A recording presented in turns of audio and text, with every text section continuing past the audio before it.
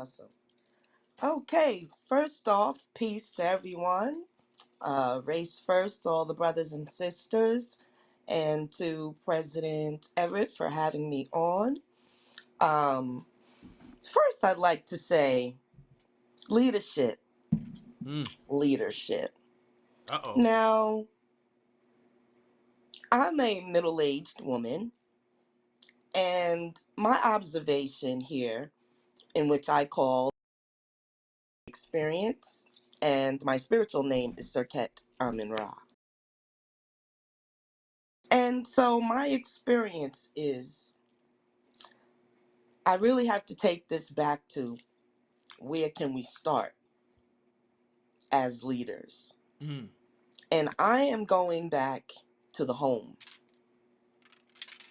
because I'm a mother and I happen to know that it starts with me. I know there's a lot of other philosophies and different things like that. Of course, we need father, we need him in the household to enforce things like that. But let's be realistic. The mother is the very first contact. She carries the child. Mm-hmm. She nurtures. She delivers the child. The child looks in her eyes first most of the time, and she is literally the child's. Let's just go in and say God for Yeah. however long until the outside world comes into the child's life. And so, like myself, like many others, we always say, we don't care how old our children get, they are always our children. And they always stand in need of our guidance. And they always stand in need of our wisdom and our love and everything else that a mother gives. And in my time, uh, I think that a mother can either elevate her child or hinder her child. Mm. And the fact that we do know that our children are, let's just say, I don't want to say out of hand, I just want to say out of alignment. Let's just say they're out of alignment.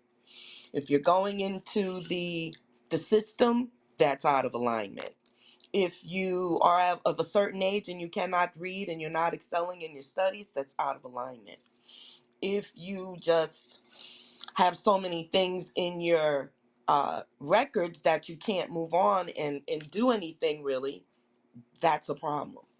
And so the actual leader in all of those things will actually go back to mother and father. Now, we know that a lot of our fathers are under pressure. Number one, they're not even allowed to live with their children a lot of times. When you're poor or if you live in the hood, it's almost not almost, it is illegal if your mom gets assistance to have your dad in the household. So we have that problem in which the mothers have to get hip to what that problem is and not help that situation, right? So that's another conversation, but we know that it exists. So we've got to get back to the family. We got to figure out what's going on with mom, dad, and children. Once we figure that out, most of the time, we're going to need to work with the mother. Does she need more education? Does she need help? Whatever it is that she stands in need of is going to directly, positively impact the children, right? Because Mm-hmm. I'm hearing in Baltimore that it's almost, what did they say? Over 50% of a population in a certain age cannot read? Yeah. Yeah. And so that's been a problem in Baltimore for over 60 years. That does not knowing how to read and manipulate the language that is your language is a problem. You can't really progress like that. And if the mommy can't read, what happens to the children? Okay, so she sends them off to school and it's their job to teach them how to read and this and that. It doesn't always happen that way, because you got a lot of teachers that aren't there to show your child how to read. You know, a lot of the black children get told in classes that they're never going to be this and that, and they are just discouraged even in the classroom. So again, it's the teacher's job to do her job, but it is your job as the parent to make sure that your child can do these things. And then it starts with you. So if you can't read, you have to, as an adult, you have to put yourself in a program. You have to have enough consciousness to want to say, okay, I don't know, but now I have a child, so I must learn. Okay, so these are the types of groups that women like myself, Lady President, and others in the 106 group for our youth group, we are focusing on the parents and the children right now, because when we're looking at where we can make the most impact, and it seems to be there. It makes a lot of sense to me. My children are a product of me. That's why they know, don't go out in that street and do nothing and be representing me, because that's not my representation. So I instill that in my children. You have to act a certain way because you represent me. I have to act a certain way because I'm representing my children. I can't go outside in booty shorts and have my cheeks and all of this hanging out, and I got teenage children, or even if they're not teenage, period. So it all goes back to, we already have the etiquette program in motion, and we're working with that. But now we're looking to incorporate programs for the parents. We don't just want to say mothers, because some fathers have custody of their children. So we just want to say we're trying to touch the parents, and we're going to start with literacy.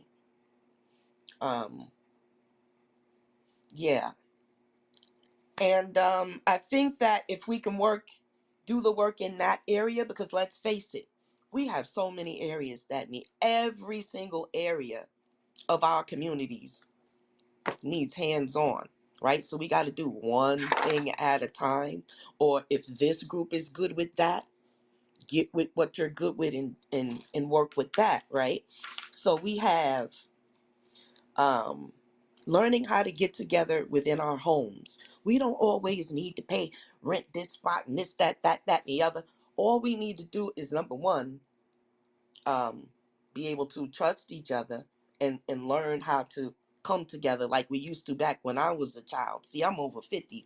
We used to have things called rent parties and this and that.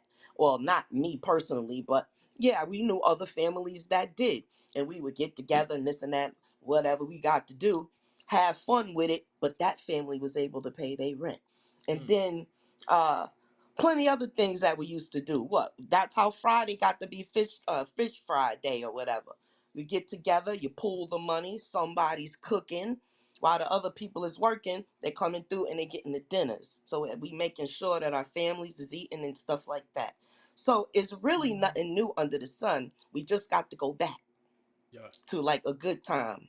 And for me, that was like the 70s, different things that we was doing within the family.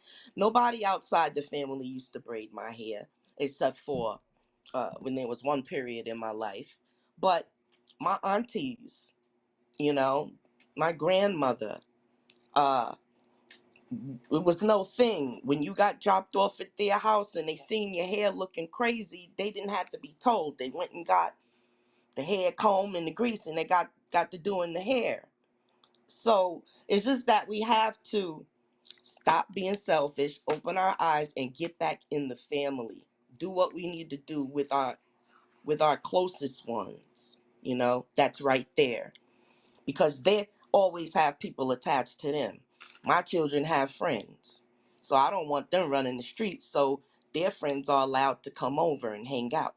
Then I get to have an ear. I pretend like I'm over here doing something or whatever. But Big Mama's always listening. And so I've always had, I talk with the kids, this and that. I might make them some popcorn and what y'all into and this and that. And how is school with the peer pressure? Does anybody try to pressure y'all into doing drugs or different things like that? Like, what's going on? Then you kind of try to talk with them and this and that. So through our children, we can reach others as well. And we just got to learn how to build the trust, because we have this thing right now where we can't let our children out of our sights, actually, you know. So number one, we got to make sure that we have that love and that trust with one another. And like you said, it just starts with building it, building. And so, yeah, so much that we need to do, and we can just start wherever. I just said, ancestor spirit, guide me to what I need to do. And on my own journey by myself, I've done work. I've taught people how to read. I've, just counseled young mothers, just so many things, sharing of my things, just, allowing my children to have friends, to come in my home, different things like wherever I could step in, that's where I step in. I don't kind of like plan things. Like they say move by the spirit. And we was talking about the church, and lots of good things go on within the church. I really felt a sense of family when I was a member of a Baltimore church when I first got here. But what I did see was that a lot of the teachings are actually, from my point of view, holding our people back.